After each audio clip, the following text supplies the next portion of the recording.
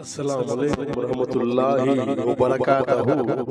मोअज़्ज़िज़ नाज़रीन, आज की छोटी बात यह है कि माशाअल्लाह जिंदगी सिर्फ एक सफर है और ये सफर खत्म होना है एक दिन। शुक्रिया मेरा चैनल देखने के लिए।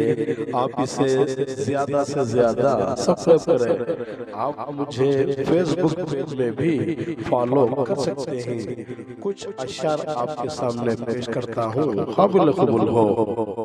क्या लिखूं अपनी तकदीर का, जिंदगी थम गई उदासी में। वक्त गुजरा तो क्या हुआ, वक्त का बदलना जरूरी था।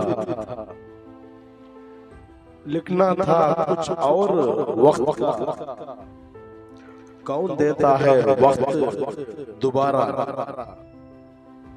उम्मीद से जिंदा हूँ आजकल, कुछ भरोसा भी नहीं अपनी हस्ती का। बहुत दूर निकल गया वक्त के साथ, साथ कोई नहीं दिया अपनों का। अब गिला क्या है ऐ वक्त, बहुत वक्त दिया संभलने का। जिंदगी की तलाश में हम दोस्त भी बदले और रिश्ते भी। कोई क्या पूछे मेरी किस्मत का, जब तकदीर ही बुरे थे अपने। अब ना गिला है और शिकवा, दर्द इतने ही बताऊं किसको।